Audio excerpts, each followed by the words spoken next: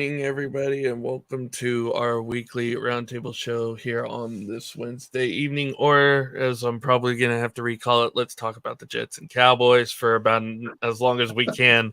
But yeah, as you can see, unfortunately, Ashton Booker is not able to be on for this show. He probably, unfortunately, he won't be on for a little bit. Definitely, though, if he's watching, do want to say, Ashton, hope you're doing well. Can't wait to have you back. Miss you so much, buddy. So, but instead, I got one Jets fan, Paul Cowie, joining me as my co-host for this show. Paul, how you doing tonight? I'm absolutely fine. I'm not going to mention that we've got Aaron Rodgers at all this entire show. I'm going to stay completely quiet on that. I promise. not unless I bring it up. And well, yeah, I'm sure Packers fans are tired of hearing about it. I've already had to talk. I already had to talk enough of them off a ledge already at this point. So, uh, um, and then of course my cousin, who's also a Packers fan, I had to point out, his drinking problem on our show the other night. So, he's he's upset with me for somewhat calling him out on TV, but I mean, it is what it is. But I have a huge drinking problem. It's empty. it's, it's more of a celebration than anything because you know I mean, you got your Hall of Fame quarterback finally. It took, a good long while to get him, but it's been since what, Joe Namath, since the Jets have had a competent quarterback. I will say Mark Sanchez didn't do too bad, in his early time in the 2000s, got you to a couple of AFC championship games in a row. So it wasn't too bad. It sucks that it kind of tampered off after that, the whole butt fumble game and whatnot. But how excited are you and how excited are Jets fans in general about, Rodgers coming in, some of the new pieces that are coming in for this offense. And of course, the defense is probably going to be a top 5 team. Well, we've managed to maintain a very calm equilibrium, and I don't think anybody's getting too excited. We're going absolutely batshit crazy, man. We're delighted to have him here. You couldn't get a happier bunch of fans right now. We have had quarterbacks. The Namath was obviously the guy that took us to the Super Bowl, but Todd that came after him was no slouch. Kenny O'Brien, who was the QB that took me into the Jets, was good. Had he not been absolutely riddled by injuries, Chad Pennington would have been an outstanding QB. His son's coming through, incidentally, one to watch out for the future. So we've had QBs, but we've never had an Aaron Rodgers. Let's be honest, only one team has had an Aaron Rodgers, and that's been Green Bay.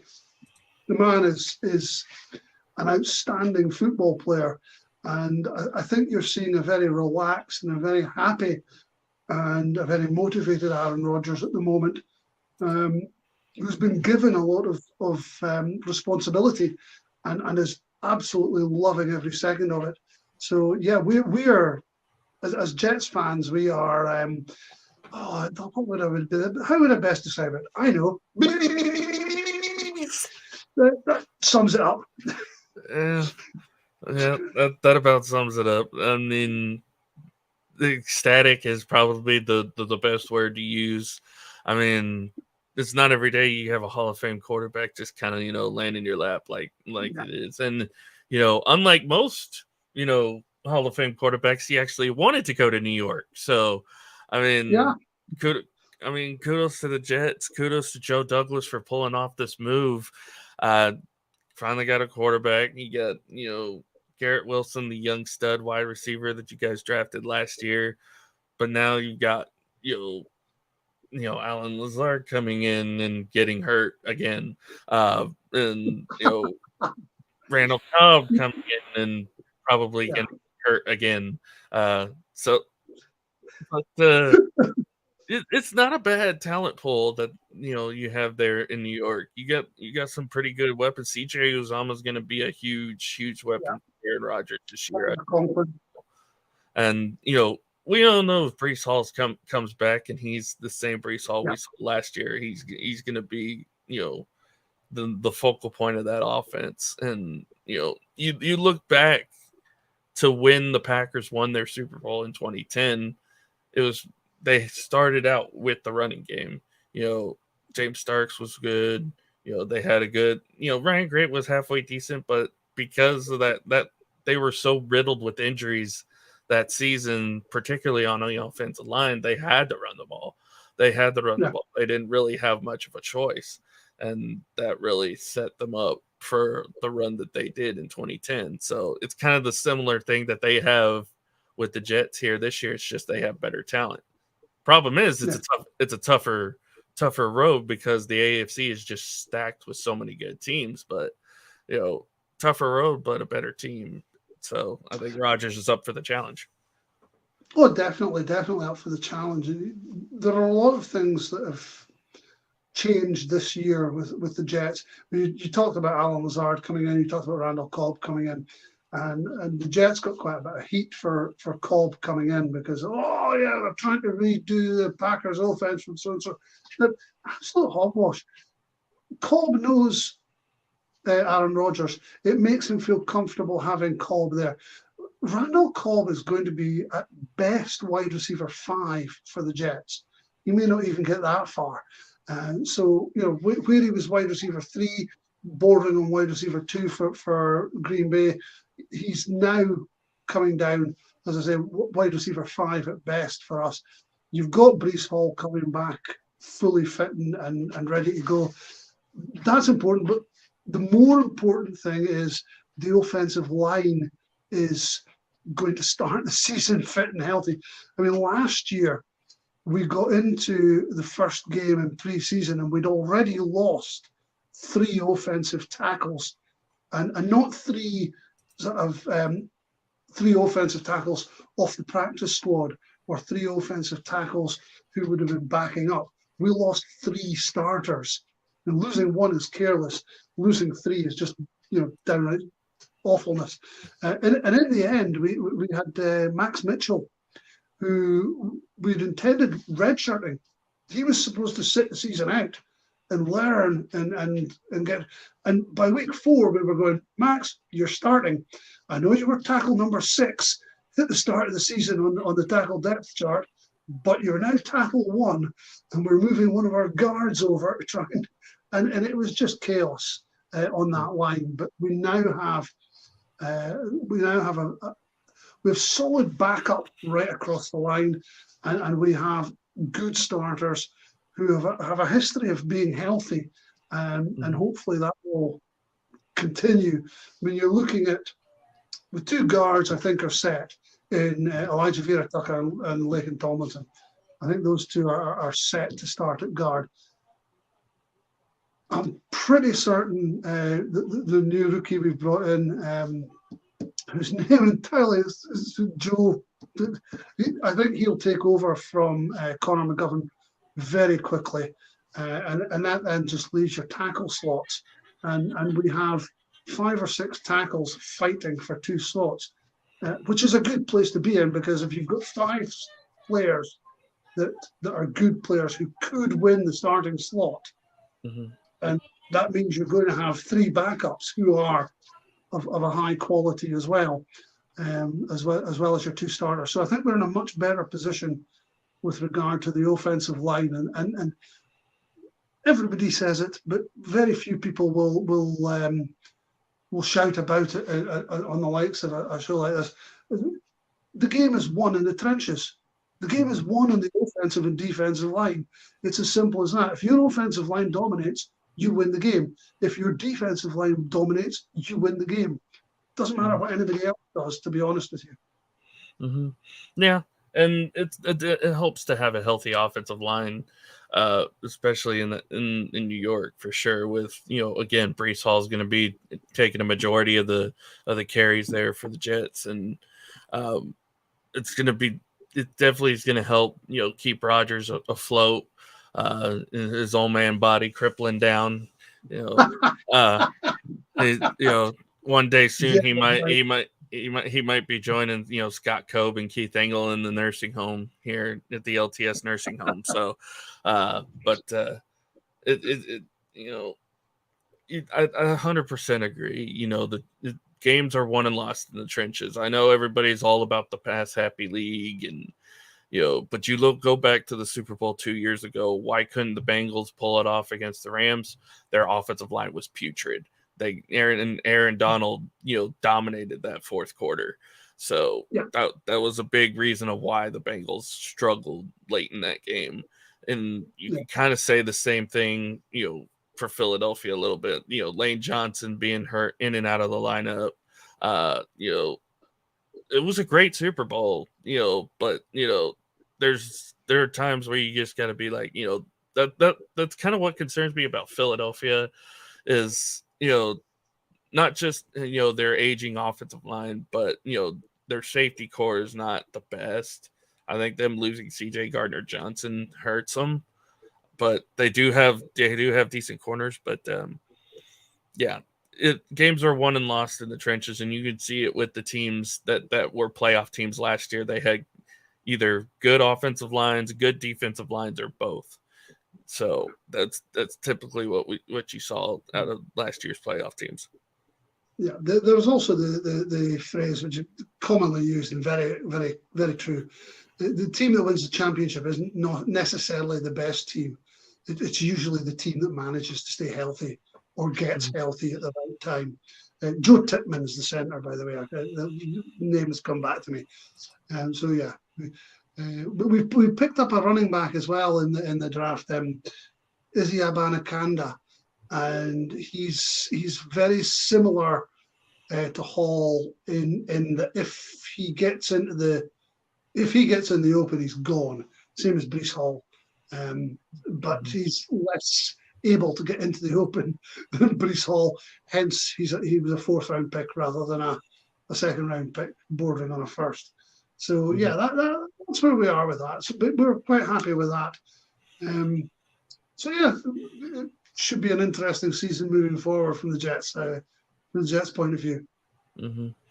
What does a quarterback like an Aaron Rodgers coming in do for guys like Corey Davis and Denzel Mims, who've been kind of, you know, sliding around the wide receiver depth chart the last couple of years, but really haven't reached their true potentials? I mean, Corey Davis was brought in to be kind of the feature wide receiver for whoever they ended up taking at quarterback. Unfortunately, it was Zach Wilson, but you get Garrett Wilson the year after, and he becomes your bona fide number one.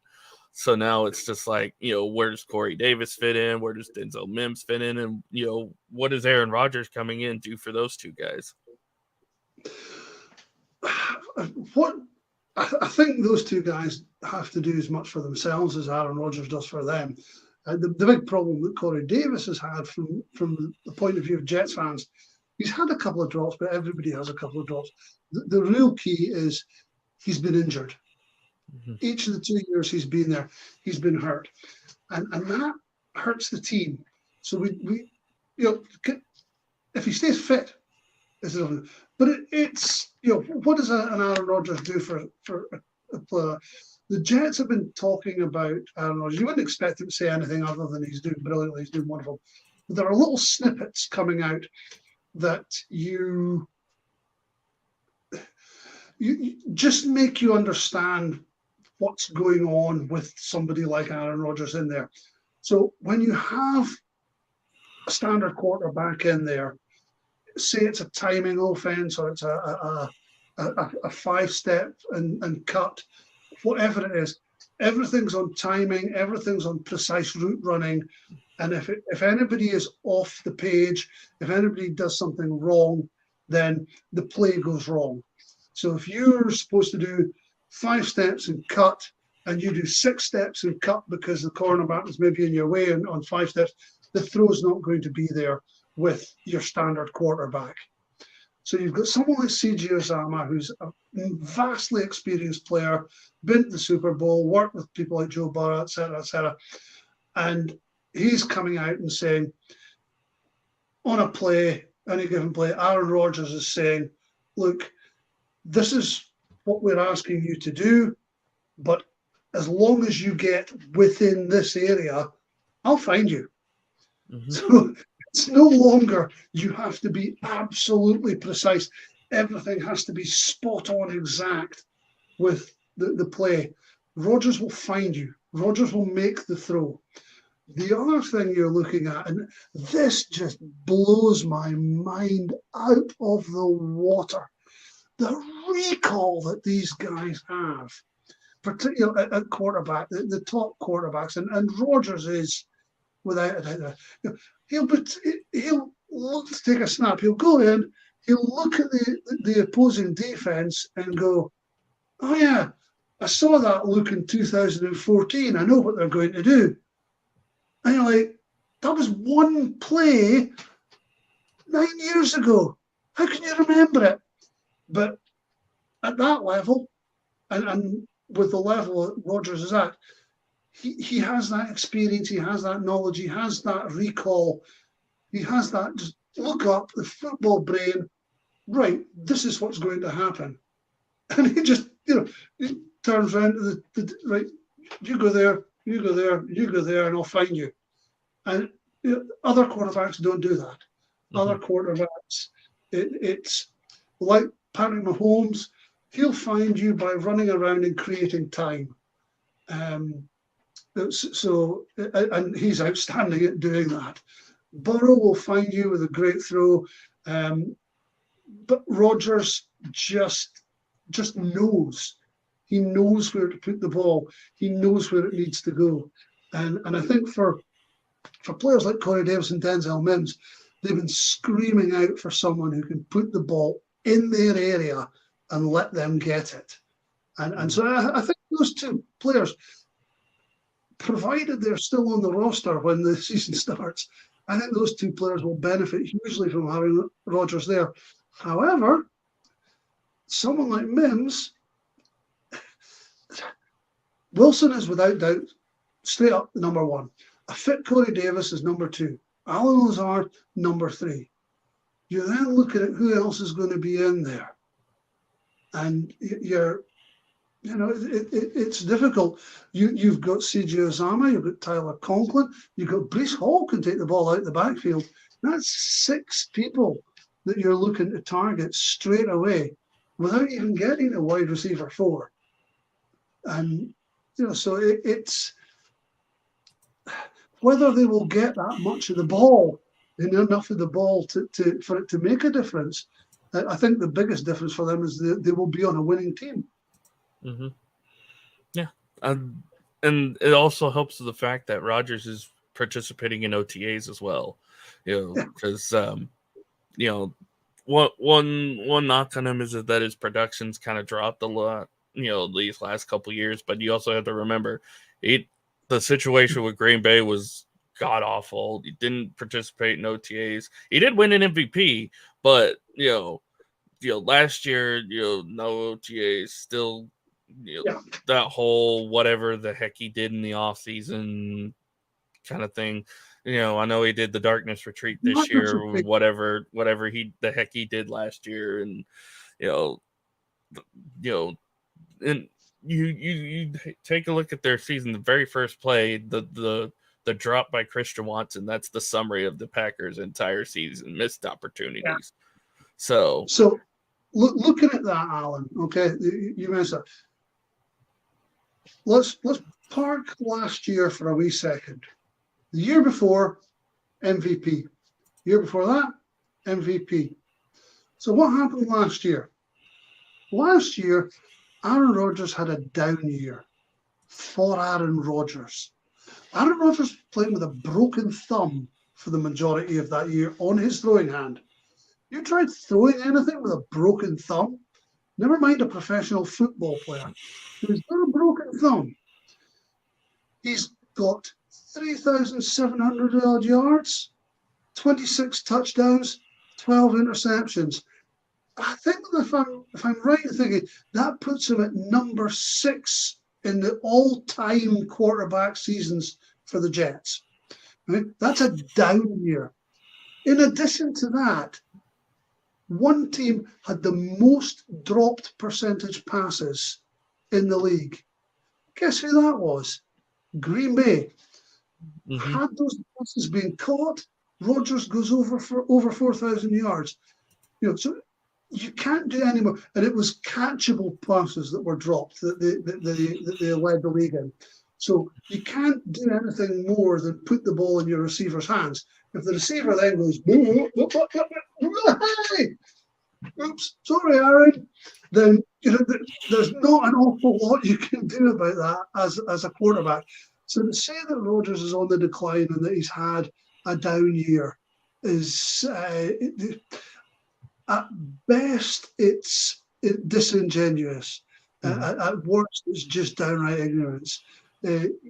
For Aaron Rodgers, he had a down year. That's a bit like saying, yeah, see the world champions for the past 5 years. Yeah, they're not playing quite so well this year. Yeah, they're only making the final this year, so they're not quite as good as they were the past 5 years. And oh, by the way, 4 of their star players have been injured the whole season. So yeah, you're comparing things that just shouldn't be compared. It's as simple as that. Mm-hmm. And Rodgers he's old, no question about that. How long will he play for the Jets? That's a good question. I think if the Jets get 2 years out of him, that's a great job on behalf of the Jets. And I think they will get 2 years out of him. They may even get 3, but I think they'll definitely get 2. So, yeah, he's bringing so much to the team.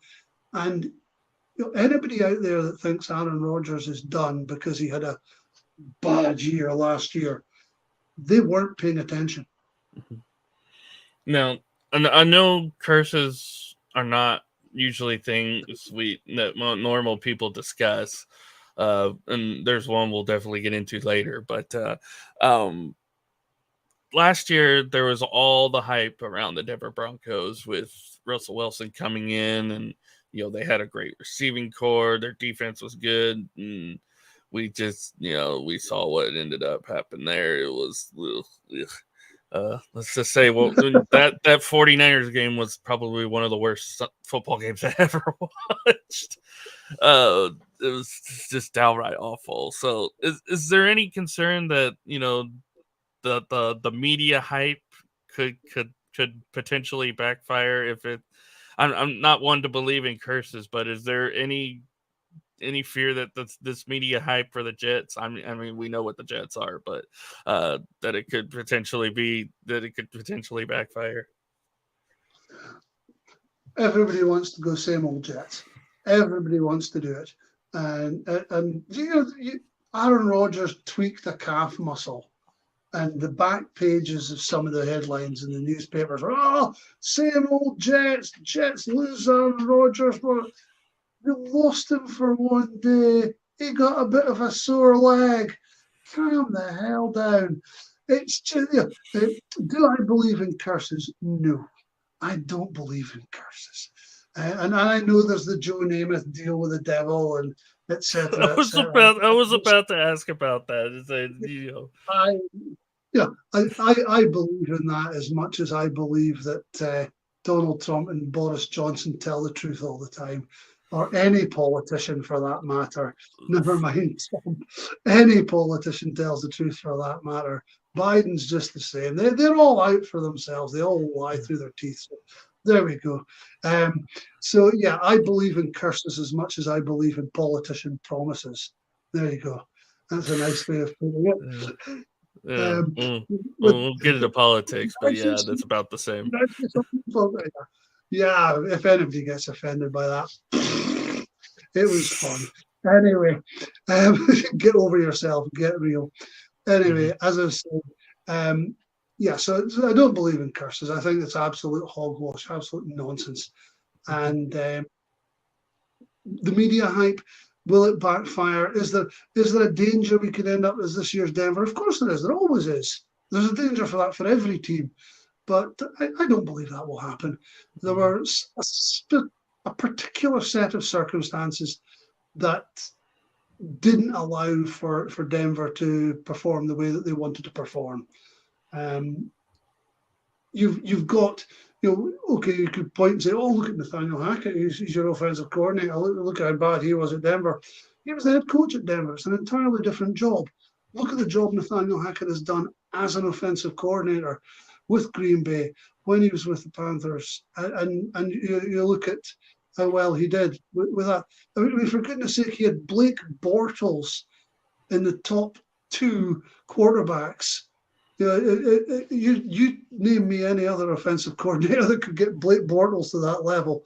So, we have that.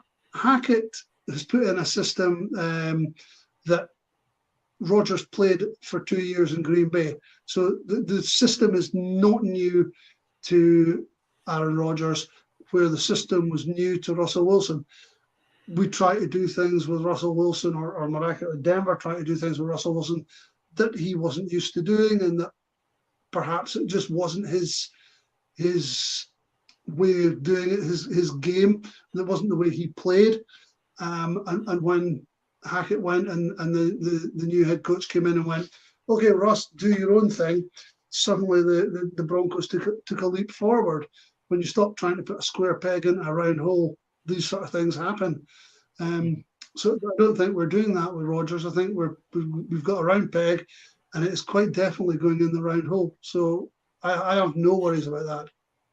Mm-hmm. Yeah, and if I'm being honest, if there's one team that could potentially take a step back, and I know I caught a lot of flack for saying this on Nick Pockins' show the other night, but I think Buffalo could end up taking a step back. If I'm being honest, and I actually kind of spoiled a little bit of a prediction. I don't even have Buffalo being a playoff team right now, so I have both the Jets and the Dolphins ahead of them. So again, how tough the AFC is, there's a lot of things that could happen. Jacksonville's gotten better. The Chiefs are still the Chiefs. You still got to go through Kansas City, still got to go through Cincinnati. Baltimore is going to be a little bit better now that Lamar Jackson's back and they got Odell Beckham. Cleveland's going to be a lot better, once they get 100% Deshaun Watson, and yeah, we know how that's going to go. But that's definitely a team, and I'm a big believer in Kenny Pickett and the Pittsburgh Steelers as well. So, that could be another team that could give teams hits, and don't count. As much as we like to go ahead and bury them right now, don't count the Patriots out, because when you got Bill Belichick sitting there on the sideline and now they have an offensive coordinator, I don't know what the hell happened last year. Now they have an offensive coordinator, a guy that knows how to call offensive plays for a young quarterback who they tried to tarnish last year. I mean, for a young quarterback that they tried to get rid of, that's going to be a really interesting situation. Mm-hmm. Yeah. So definitely don't count really anybody out unless you're Houston, Indianapolis, or anybody in the AFC South other than Jacksonville at this point. So you can't really count anybody out. Yeah, for the most part, I agree with everything you said there. There's a couple of caveats. The Kenny Pickett at Pittsburgh I like as well, for the simple reason it's Pittsburgh and it's Mike Tomlin, who's an outstanding coach and has had winning seasons every year he's there. You cannot count a team like that out. They've got a fantastic D, and they're going to give themselves chances in games. My big worry is the Miami Dolphins. I'm extremely worried for Tua. I really am. I hope he gets through the season uninjured. Mm-hmm. There's just head knocks are an absolute nightmare. Concussions are an absolute nightmare. and you know that I could tell you that there was a professional soccer coach over here that I knew, and he coached a professional team, but he played five-a-sides himself. He's a former Scotland international, played five-a-sides himself for 2 nights a week. On the Monday night, he went to play five-a-sides, and he got knocked out, hit in the head, fell, smacked his head, knocked clean out. That was on the Monday night. Went to sleep on the Monday, woke up on the Tuesday, went to training, went to his work. Wednesday, went to training, went to his work. Thursday, went to training, went to his work. Thursday night, another game of five-a-side football. Somebody took a shot, the ball hit him on the head, and he was out like a light again. Wakes up, puts on his suit, starts walking out the door, and his wife says, "Where are you going?" He says, "I'm away to work." "You're away to work. It's Saturday." "No, it's Tuesday." "No, it's Saturday." He still thought it was Tuesday morning, on Saturday morning, having been knocked out, and that was just twice. How many times has Tua been hit with concussions and taken out of the games? So I really have a concern for that young man. And I hope to God I'm wrong. I really hope I'm wrong. And I hope above all else that he gets through the season healthy. I don't care about football at that point. You know, if he gets through the season healthy and the Jets lose to them twice and he plays brilliantly, so be it. So be it, as long as he gets through that season healthy. And that's what my major concern is. But I have very, very serious doubts as to whether that will happen. And that worries me. That worries me. That's basically going to determine what Miami's season is going to be this year. I think he can stay healthy. And in fact, again, like I said, I think they could potentially finish first in this division. Really, anybody can. But it's going to depend on a few factors. I mean, for Miami, as you mentioned, it's going to be to his health. Can he stay healthy? Can he stay upright? Can that offensive line keep him upright? Can that defense play a lot better than they did last year? And I know they added a few pieces to that. For the Jets, is what are they going to get out of Aaron Rodgers? You know, they're going to have a top 5 defense. Can Breece Hall be Breece Hall the way he was last year? For the Bills, what are we going to see out of Josh Allen? Is he going to be inconsistent like he was last year? I know they're not going to want him to run the ball a lot more. They're going to want him to stay in the pocket and throw it more than to just take off. That means you've got to get production out of your running backs, and that's something that the Bills have struggled with. They have a good defense as well, so is that going to be something to keep concerned about? And then of course the Patriots, what are they going to look like with an actual offensive coordinator? What is Mac Jones going to look like with his third offensive coordinator in 3 years? Can that Patriot defense, can they do enough to keep them afloat in that division? Because you look at their first 4 games at home against Philadelphia to start the season, have fun there. You got Miami at home second week of the season, have fun there. The week after that, I believe it's Buffalo, week 3, and then Dallas week 4. So yeah, really, really rough start for the Patriots here. So it'll be a big tell of what kind of Patriot team we're going to get early on in the season. There's a couple of things coming out of that one for me. For the Buffalo thing, I find interesting that you say that they might struggle this year. Buffalo, there are certain organizations that have become very good organizations over the years, and they will continually turn out teams no matter what. Pittsburgh is a perfect example. How many times have they been written off? Pittsburgh are going to have a terrible year this year. And they come out and their players are better than people have given them credit for, and they're well coached. And I think Buffalo are in that stratosphere now as well. I'm hoping the Jets will get there, but I think that's the situation that we're in right now with Buffalo. I think they're going to continue to churn out good teams year in, year out. And when you have a quarterback who was injured last year, incidentally, in Josh Allen, then you are going to be a contender every single year. That would be the first thought on that one. And his second year in the same system, so losing Brian Daboll last year didn't help him, but it'll be his second year in the new system, so he'll be a little bit better. The Mac Jones thing, third offensive coordinator in 3 years. Right? This is the sort of scenario you're looking at with the level of detail and the level of information that you're required to take in for professional football.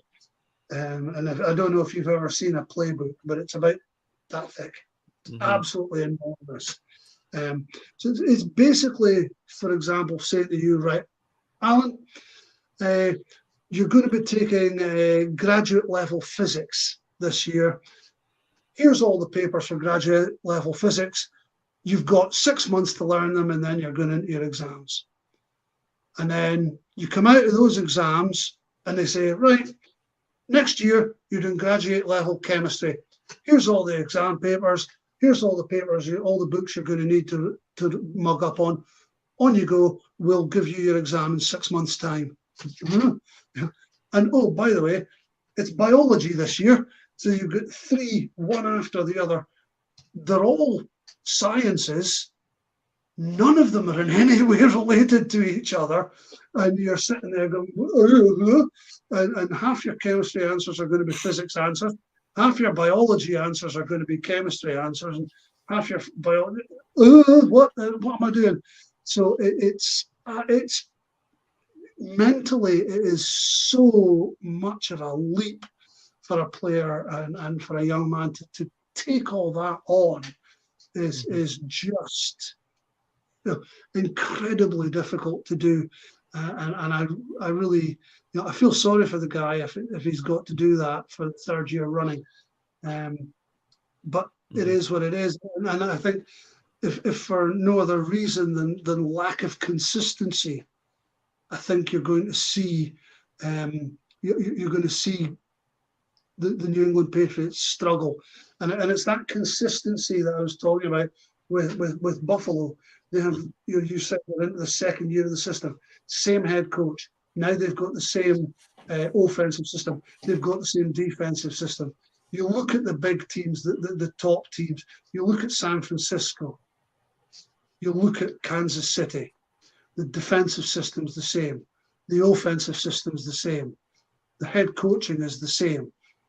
Some of the coaches change. There's minor tweaks and as new guys come in.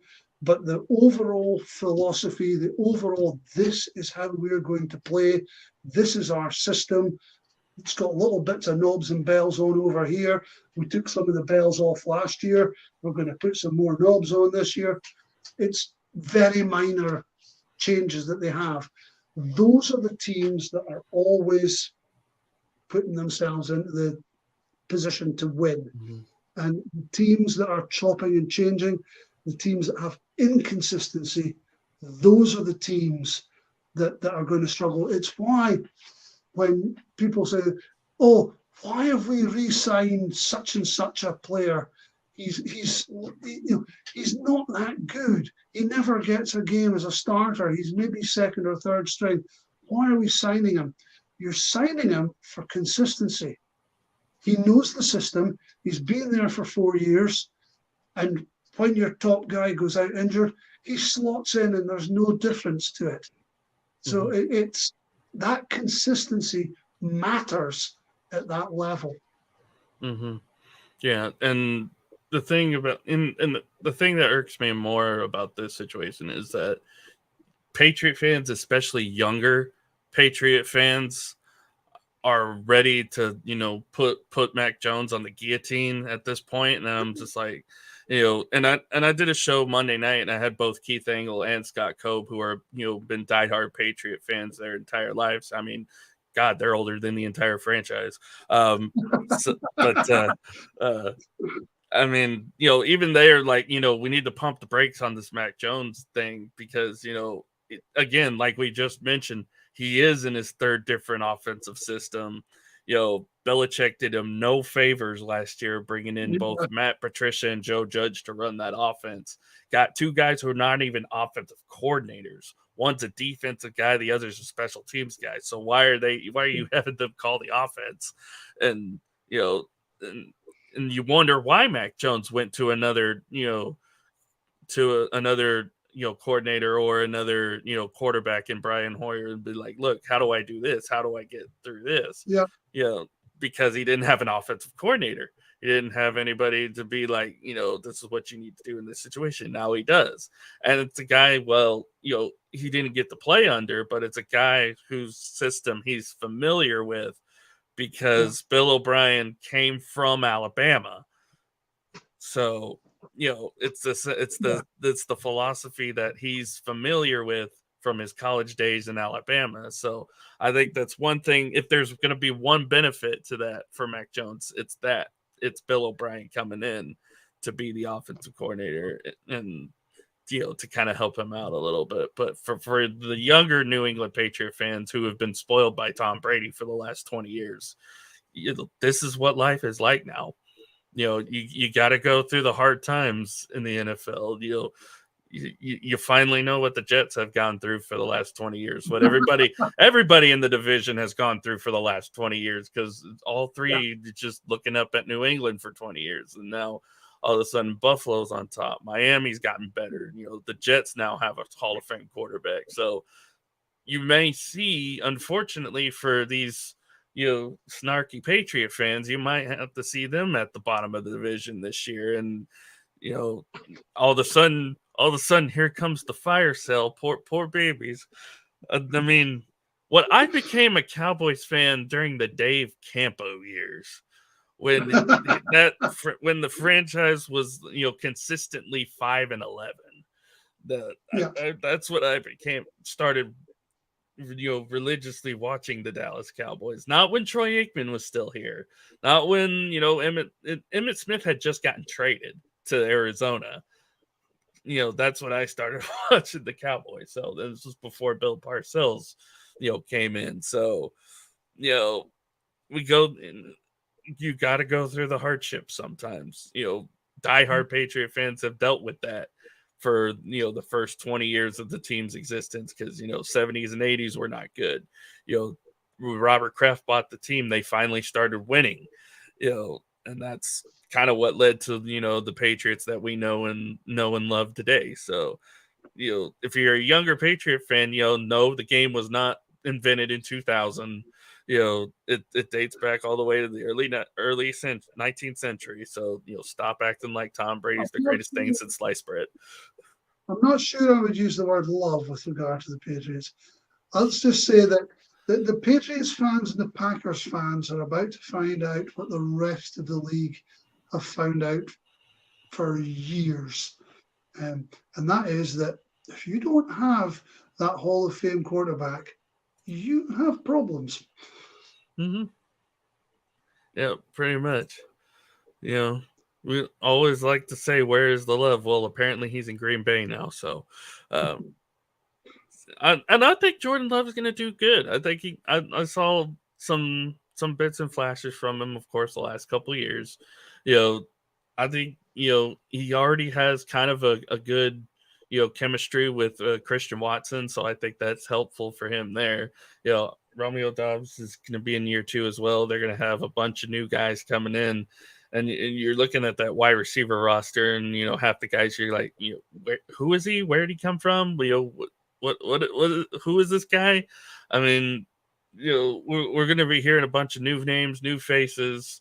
It's essentially going to be a brand new team at this point. So, yes, it's going to be a struggle, especially with what Detroit's done. Minnesota's probably still going to be up there, even though nobody trusts Kirk Cousins at all, especially after 5 p.m. And then even Chicago's going to take a step forward. I think Justin Fields could have a very big year this year, especially with all the pieces that they have in place now. So, again, Green Bay might be no problem. Green Bay, similar case as the Patriots. You might see them in the bottom of the barrel this year. So, Packers fans, Patriot fans, you guys are probably going to have to get used to it at least for a couple years at this point. And everyone will have great sympathy with you. Everybody except for those in San Francisco and Dallas. And everywhere else, and Chicago, I should say Chicago especially. We talked about the offense. We talked, about a little bit of how tough the competition is going to be for the Jets. We really haven't gotten into your defense quite yet. It looks really, really good. I mean, I knew Sauce Gardner was going to be good. I did not think he was going to be that good last year, and he's already proven that he could be a top 5 quarter in this league, maybe top 3 at best after this year. I like, the other guy that they brought in on defense, Jermaine Johnson. I think he's going to take a big step this year. They have a lot of guys on that defense that you're just like, these guys can be playmakers, and they've made a lot of. And you saw it in games last year that, when Zach Wilson struggled, a little bit and the offense just struggled, the defense picked up the slack and they did the scoring. So, that defense, I feel, is a championship caliber defense and what could potentially put the Jets over the tops. What are your thoughts on your defense? I love our defense. I think they're absolutely fantastic. I like the way that they've been built. We've taken the San Francisco model and put that into place. San Francisco have been one of the top defenses, if not the top defense, for the past 6-7 years. And they've done it the same way every year, and we've copied that. And I'll make no bones about that. And all they do is they say, right, let's get an absolute monster defensive line. Right, we've got a monster defensive line. Now what will we do? Well, we'll get another monster defensive line. Okay, we've now got 2 monster defensive lines. What are we going to do? Let's get some more monster defensive linemen. And we've just been stocking up and stocking up and stocking up.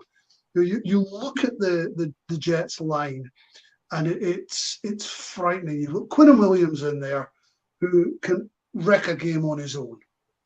You've then got Carl Lawson on the outside. You've got John Franklin Myers on the outside. So Jermaine Johnson isn't even getting in there to start with. You've got Al Woods who's come in. He'll probably start in the middle there with Quinnen Williams. But because they've gone out and got more and more and more linemen, what you're then going to find is that, it's a passing down. Let's take Al Woods out of there. Let's slide John Franklin Myers inside. Let's put Jermaine Johnson out there and we'll leave Carl Lawson. Carl Lawson's been out for 2 downs. He's maybe a little puffy. We'll take him out and we'll put Bryce Huff in because it's 3rd and 8. Bryce Huff, the guy who's got the fastest takeoff rate of any defensive lineman in the league and who has the highest number of pressures per snap in the league. Why does he have that? Because we have the luxury of keeping him on the roster. All he does is rush the passer in 3rd down situations. That's his job. But he does it so well, we'll keep him and we'll put him in there. Now we've added Will McDonald, who's even faster. And he's going to be in there. So, who do you put your speed guy on? We've got a tackle that can deal with fast guys. We'll put him onto Bryce Huff. What about Will McDonald on the other side? We'll double team him. That's great because you're going to get Quinnen Williams coming up the middle. We've got a good offensive center and a guard that can maybe do a double team. That's great. You've just left John Franklin Myers or Michael Clemens free to go flying up the middle. So we have got talent upon talent upon talent upon talent on that line.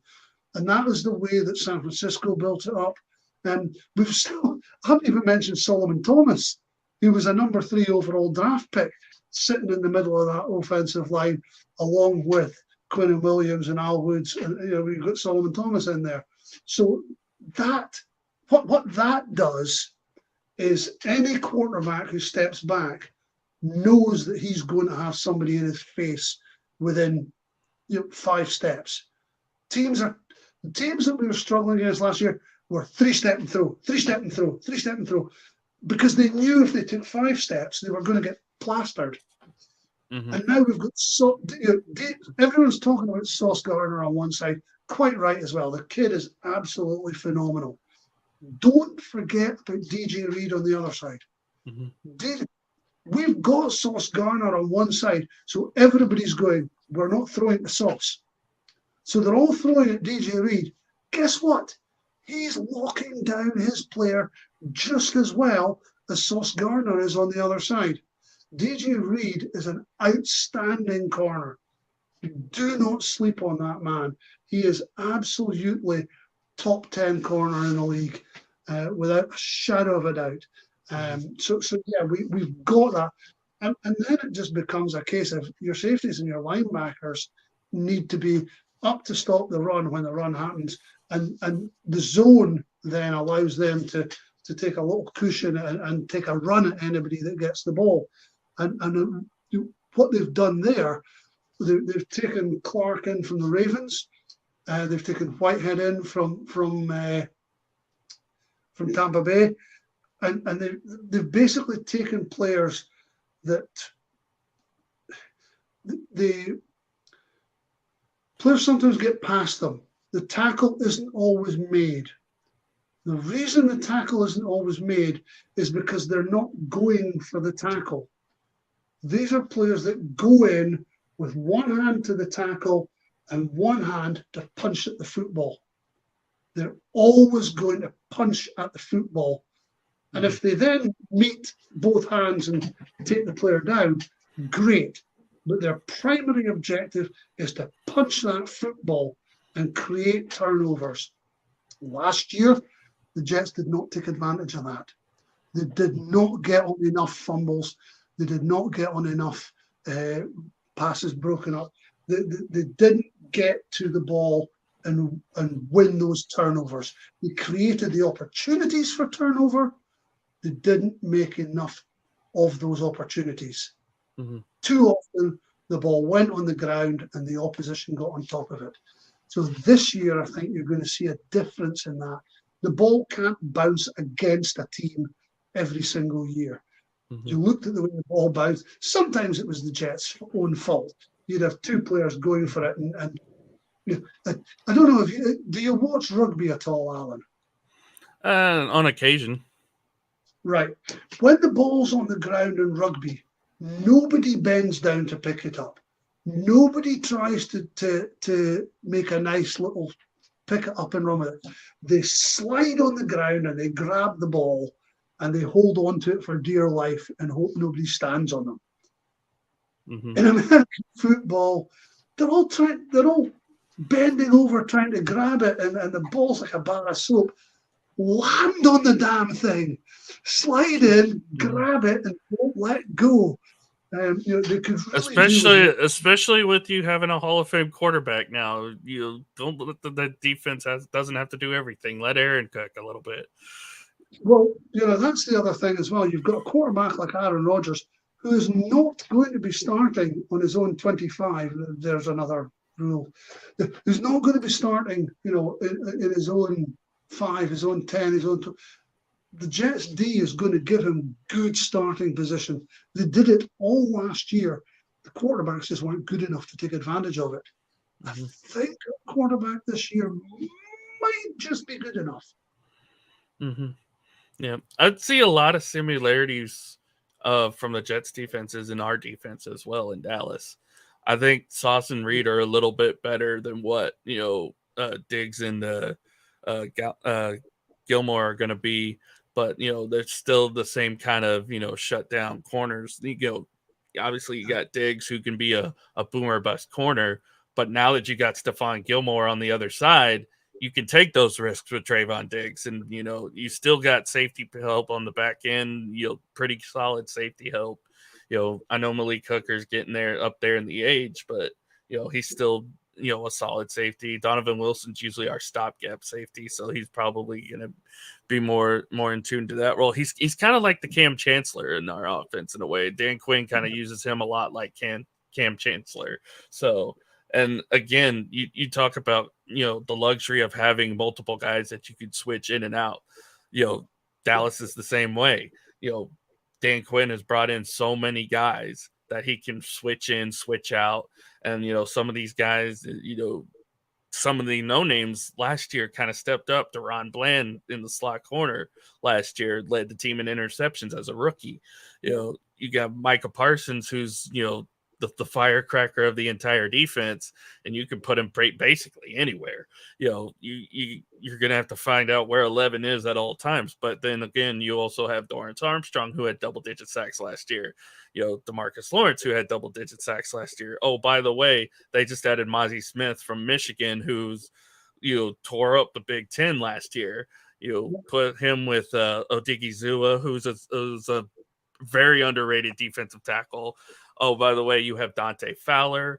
Oh, by the way, you have Sam Williams, who was a great rookie last year, in passing situations. Let's bring in the best linebacker from Texas last year, Demarion Overshaw.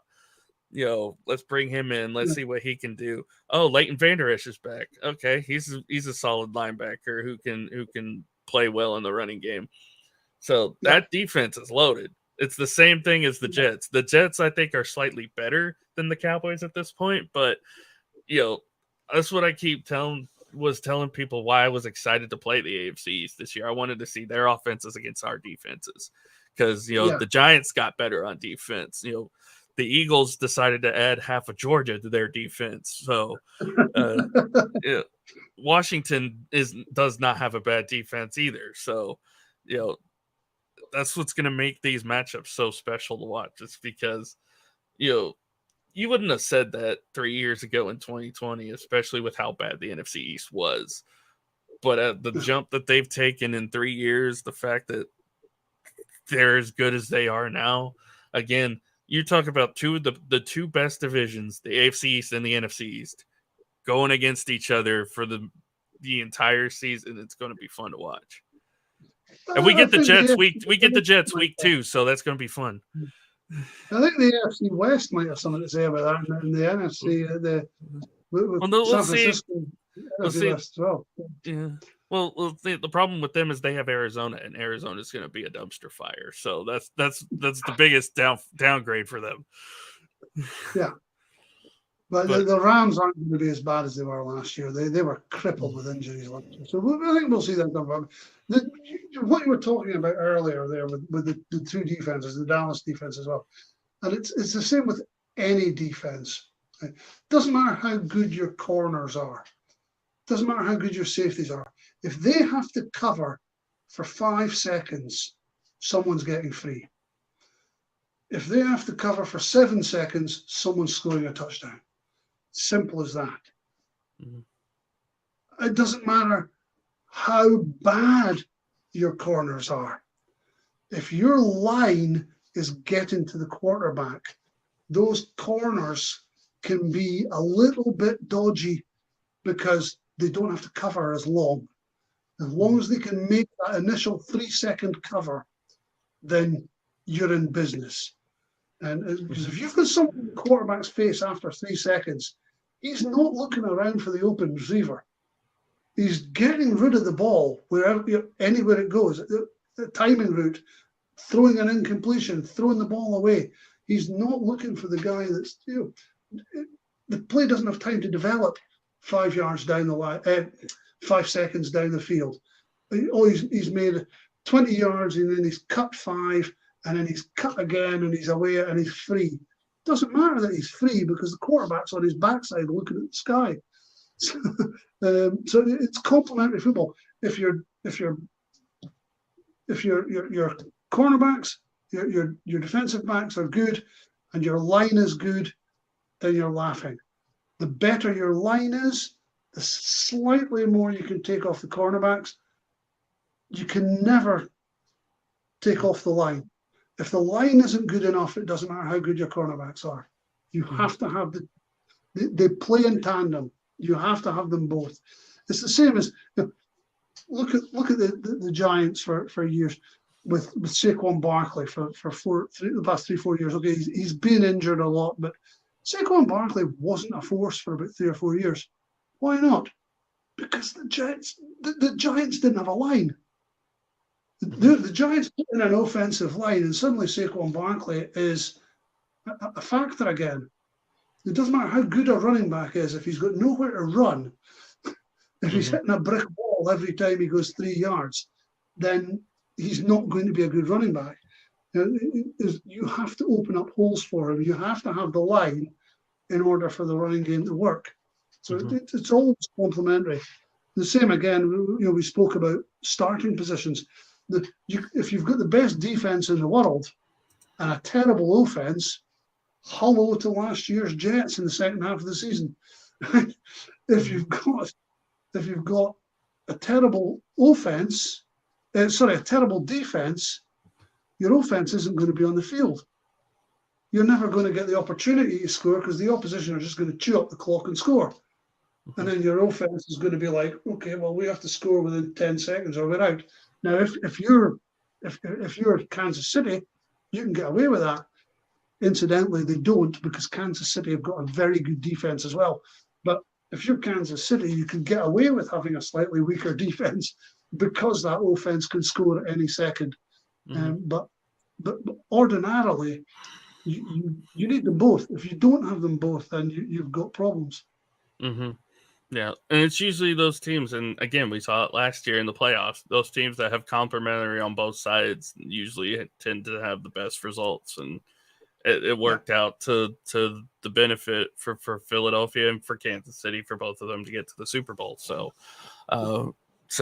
again, it'll be interesting to see. I think the Jets can be in that category. I think Dallas will be in that category, and obviously next week we'll talk more about the Cowboys. I was worried we weren't going to have much to talk about. We spent an entire hour just talking about the New York Jets, which, that's got to be a record of some kind. I don't know what Dan has in his history books, but I know anybody talking about the Jets for an hour, that's got to be a record at some point. So, I mean,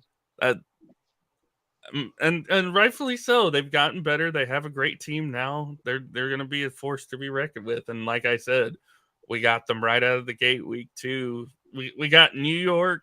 We got the Giants week 1 in New York, and then have to go home and play the other New York team in the Jets and Aaron Rodgers, who, by the way, he won his Super Bowl in Dallas. So that I'm not looking forward to that.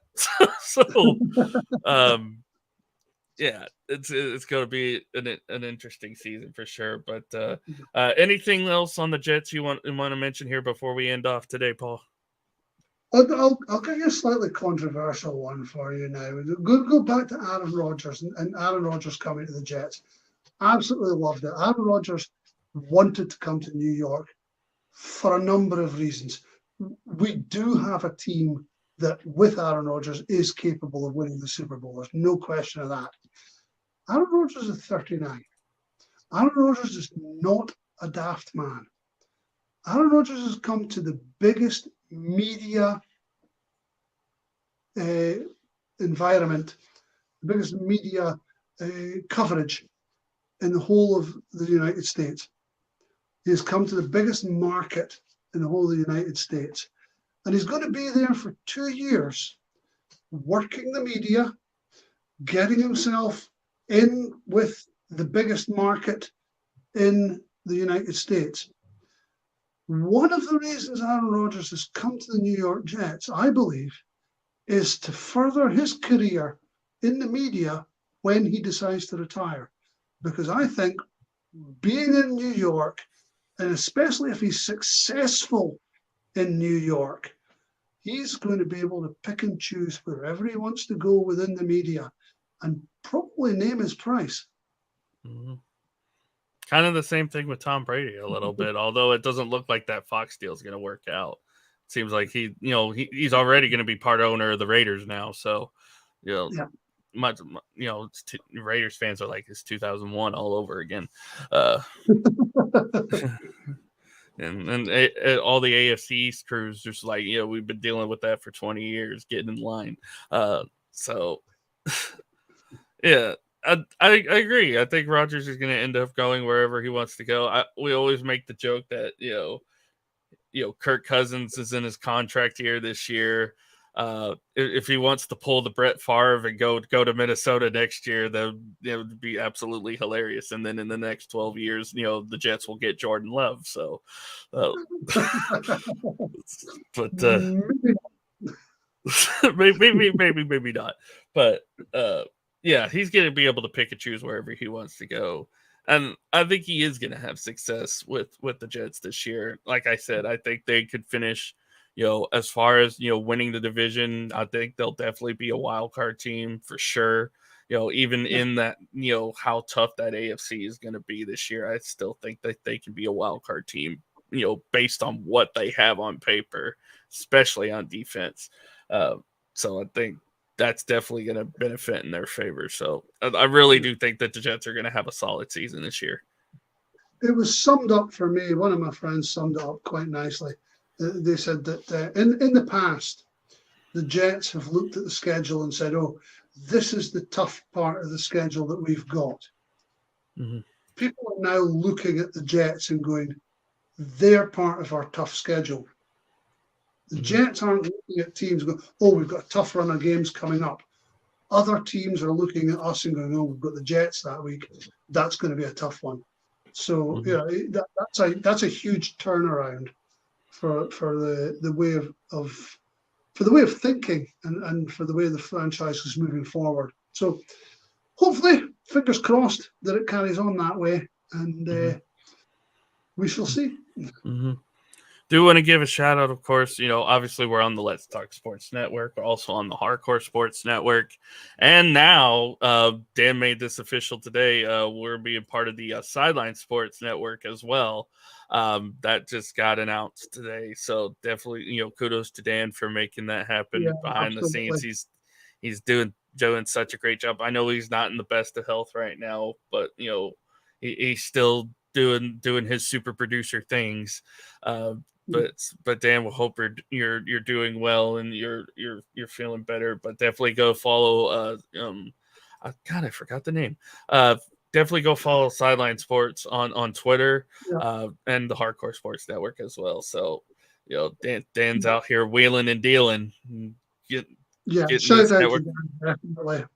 The man's doing an amazing job, and he really is struggling just now. He's suffering a big bit. So, Dan, we're thinking about you, man, and we're all pulling for you. Mm-hmm. So we're all grateful for giving us the opportunity you're giving us, and for the work that you're doing behind the scenes for us. So, guys, if you're out there and you're thinking about anybody, just have a little thought for Dan and wish him all the best, because he needs a little bit of a pick me up, and hopefully he'll get it sooner rather than later. Looking out for you, man. Take care. Mm-hmm. Definitely, for sure. And I know we annoyed people with an hour of Jets talk this week, but next week we'll probably annoy them even more with more Cowboys talk. And I'm sure half the viewing audience will probably click off this video. But whatever. I ain't bitter. I ain't bitter at all. But I'll go and read a magazine about basketball for you. How does that sound? No. That's all right. We'll figure something out. I enjoyed today. I loved getting to talk NFL with you today, Paul. It was great. So definitely thank you. I know this is kind of thrown together, for like a last minute kind of thrown together thing, but I do appreciate you coming on the show and kind of subbing out for Ashton a little bit. Yeah, and Ashton. Yeah. And Ashton, if you are watching, definitely miss you. Hope you're doing well as well. So definitely want to give Ashton Booker a shout out, if he's watching this video. So, but yeah, that's going to be it for us today, guys. We'll be back again next Wednesday, same time, 5 p.m. Eastern. Paul, you got anything going on? Where can people find you? You can find me on Twitter, Paul Kelly, Glance Coach, and that's it at the moment. And on Let's Talk Sports, it's where I do my stuff. Usually I come on guesting. I don't want the pressure that you have, Alan, of trying to put a show together every time and trying to find something interesting and new to talk about. I like to talk about the old stuff and the same old stuff. So I just go on different shows and talk about the same old stuff. And sometimes I tell funny stories. Sometimes people look at me like, that man is mad. And they're correct. They're absolutely correct. Hey, listen, I turned up to Balmoral Castle to play cricket dressed as a chicken when the Queen was in residence. So, you know, just don't get me started on being completely insane. It's one of these things that happens. Can you imagine a 6-foot chicken driving up to 3 armed policemen and asking where the cricket pitch is? Yes, I was that 6-foot chicken. Dan, clip that, please. That needs to be clipped. For the love of God. I was going to say, if you ever come stateside, we'll probably just put you in the same old as Scott and Keith. So, but yeah. Speaking of Scott Coe, tomorrow morning, our morning newsletter got moved from this morning to tomorrow morning. Scott was a little bit under the weather today, so we weren't able to do the show today, but that'll be tomorrow. And then also for me on Sunday is going to be a busy day for me. We got the vlog on Sunday, got the roundtable, not the roundtable, but the interview show on Sunday. I'm going to have Alex Simpson, another UK faithful, 49er UK faithful, going to be joining me on Sunday for the interview show on Sunday.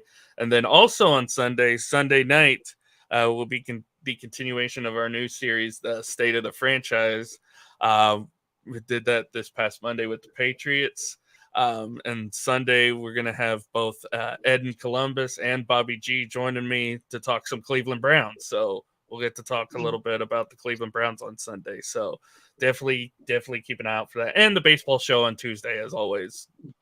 Wind up the 49er faithful for me, Alan. Just say to them, look, guys, Paul was on from the Jets and he's saying we've got half your coaching staff and half your players.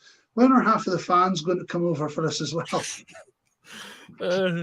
I'll have to mention that to Alec on Sunday too, definitely. So, but yeah, thank you guys so much for watching. We'll be back again with the show next week, same time, 5 p.m. Eastern.